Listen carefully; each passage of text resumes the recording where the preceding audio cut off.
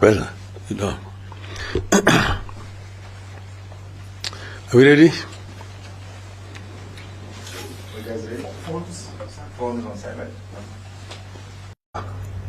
As a manifestation and a celebration of what one can do as opposed to what the papers they possess. At last check, the JUA sector employed more than 16 million Kenyans and contributed more than 34% of our GDP. I acknowledge that the dream for a coherent and formal approach to this otherwise critical sector got deferred, but it is not dead. I am here to announce the rebirth of this dream. As I have gone around the country during the Azimio conventions and now the campaigns, and also talking to people in different parts of our country, I have had meetings with members of this sector. Recently, in Nyeri, I had a conversation with over 500 members of this sector. From those meetings, it has become clear that we must address the issues of decent work sites, operating space, market for JUA products, and affordable credit to members of this sector. I'm also talking with experience from other countries like Singapore, like Malaysia, and South Korea. I have also realized the need to recognize and reward the players for their skills and help them to continue refining those skills and pass them to the next generation. And so today, I am here to announce a raft of measures that I wish to pursue in the coming months and when in government to help lift the JUA sector to its rightful place in our economy. First, I want to push for the adoption and implementation of the recognition of prior learning policy in Kenya, RPL. I want to repeat, recognition of prior learning policy in Kenya, RPL. The RPL provides for recognition of knowledge, skills and competencies, regardless of where and how they were acquired.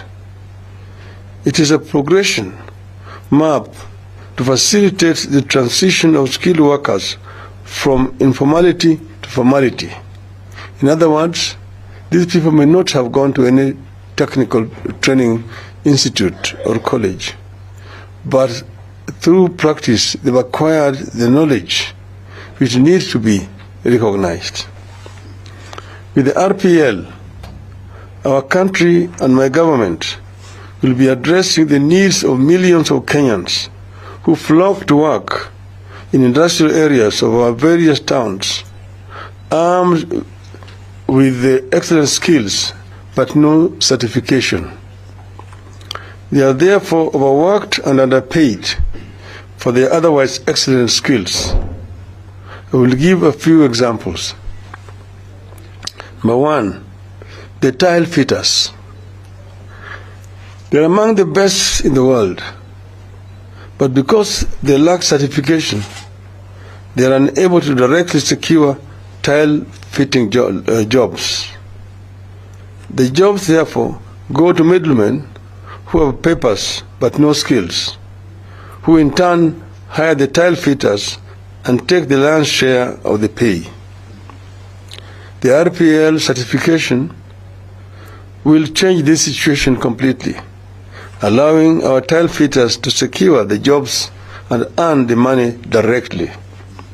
Yes. Ukienda kwa nyumba mingi hapa Kenya kuna tiles, yani nyumba ambayo zimezekwa na vigazi. Wale ambao wanafanya hii kazi wako na ujuzi mkubwa, lakini matajiri wanawaambia ya kwamba watapata shilingi moja kwa kila tile. Hii haiwezekani. Na tunasema katika chama chetu ya Azimio ati inawezekana, lakini hii haiwezekani. Yani hatutaka kuvumilia. Another example, when ships docking at the coast require repairs, our plumbers and fitters only have photo albums to show for their work, no recognized certificates. The plumbers therefore lose the opportunities to the middlemen who have papers but no skills. This will change with the adoption of the RPL. I want to give you an example of our experience in Kisumu with the president. We found a ship, MV Uhuru, which had been left there since the collapse of the community. That ship was now completely derelict. We looked for experts, but we were given quotations which were very, very heavy indeed. But we looked for those who used to work for the Eastern African community, those who were in the marine industry. Some of them are now retired, just living at home. And we brought them on board.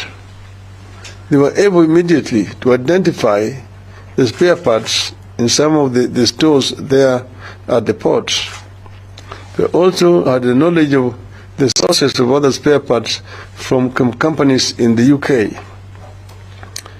Those who were procured, these mechanics went into that ship, and within a matter of days or weeks, they completely overhauled the engine of the ship and repaired it completely, and it was able to be taken back to water, and it is now actually plying the route Kisumu to Port Bell in Kampala.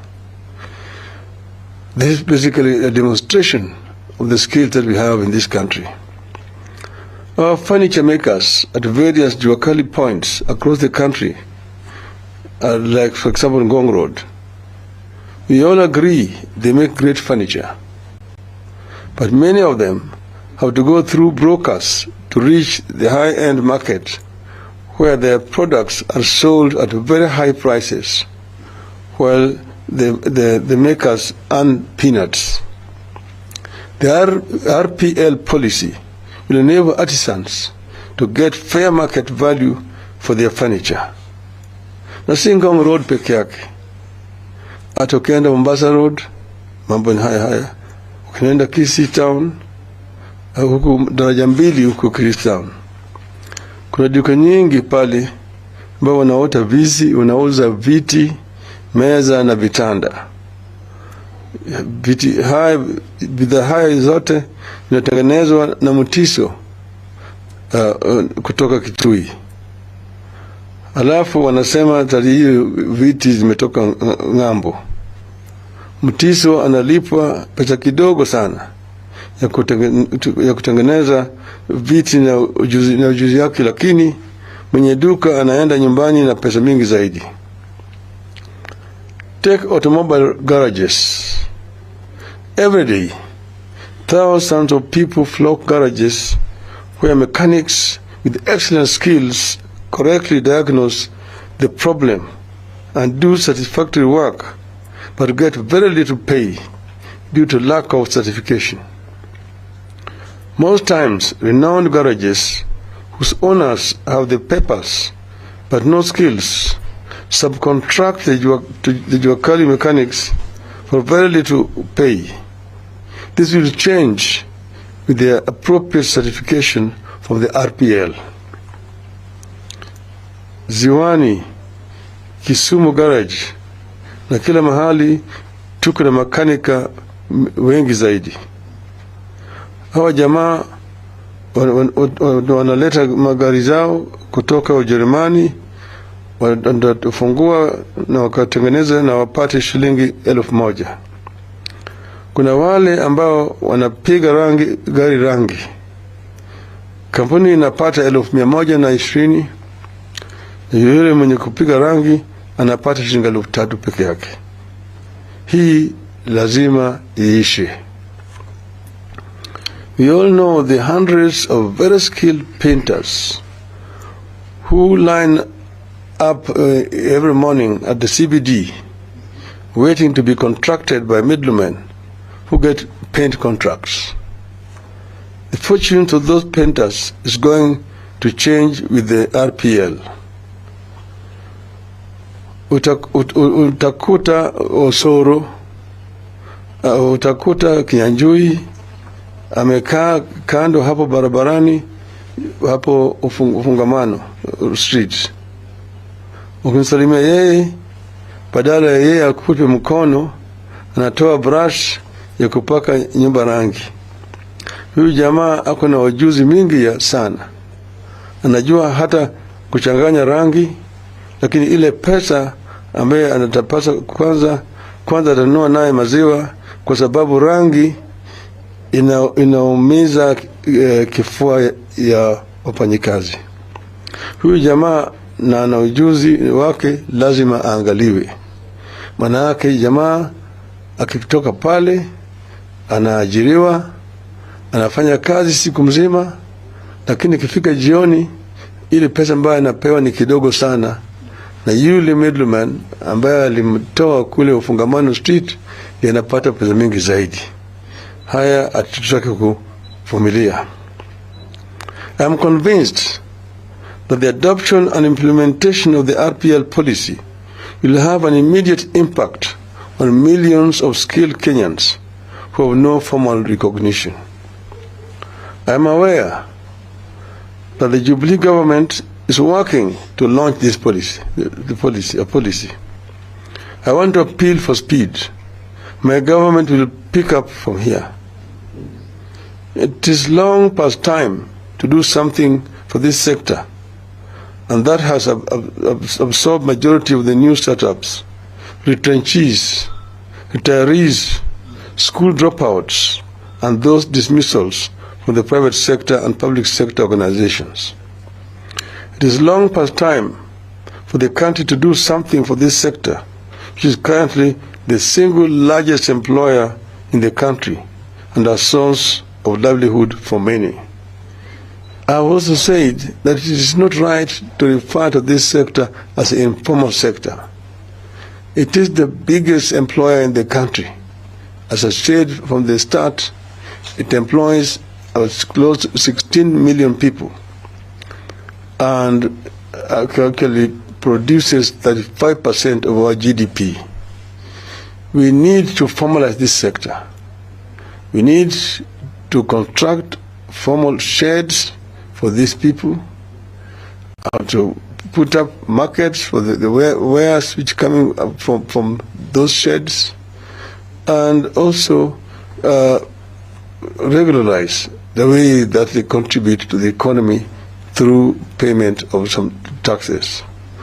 I want to say that we are going to form a partnership to ensure that this sector is formalized and that it succeeds. This is what we are saying as Azimio la Umoja. Inawezekana. Thank you very much. God bless Kenya.